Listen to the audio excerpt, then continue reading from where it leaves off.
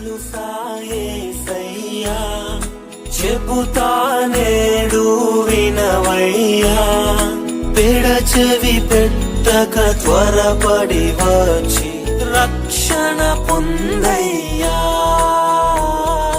రక్షణ పొందయ్యా.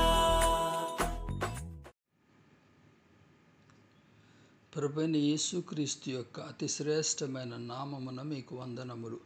పవిత్రమైన బైబిలు గ్రంథములో యోహాను సువార్త 10వ అధ్యాయము 27-28 వచనములలో ఈ రీతిగా వ్రాయబడి ఉన్నది.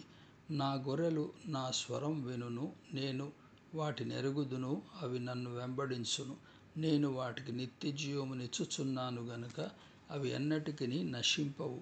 ఎవడును వాటిని నా చేతిలో నుండి అపహరింపడు. ప్రభువైన యేసు నేను మంచి కాపరిని అని సెలవిచ్చెను. మంచి కాపరి తన గొర్రెల కొరకు తన ప్రాణం పెట్టును. మానవుని పాపముల ప్రాయశ్చిత్తము కొరకు ఆయన సిలువలో బలి ఆయను. మృతులలో నుండి 3వ దినమున తిరిగి లేచెను. ఎవడైతే ప్రభువైన యేసుక్రీస్తునందు విశ్వాసముంచునో, ఆయనను ప్రభువుగాను రక్షకునిగాను అంగీకరించునో వాడు రక్షింపబడును, వాని పాపములు క్షమింపబడును. ఇప్పుడు వాడు ప్రభువైన యేసుక్రీస్తు యొక్క గొర్రె మరియు ఆయన వాని కాపరి అయి ఉన్నాడు. గొర్రె యొక్క గుణములను గూర్చి ప్రభువైన యేసుక్రీస్తు ఈ రీతిగా సాక్ష్యమిచ్చుచున్నాడు. 1, వాడు కాపరి యొక్క స్వరమును వినును. 2, కాపరి వానిని ఎరుగును.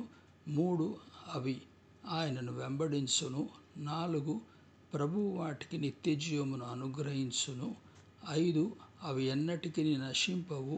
6, ఎవడునూ వాటిని ప్రభువు చేతిలో నుండి అపహరింపడు. ఆయన చేతిలో మీరు నిత్యము సురక్షితముగా నుందురు. నేడు అలాంటి ప్రభు యొక్క గొర్రెగా ఉండుటకు మీరు ఇష్టపడరా?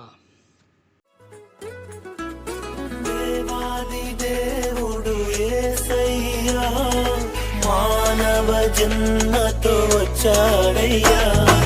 దేవాది దేవుడు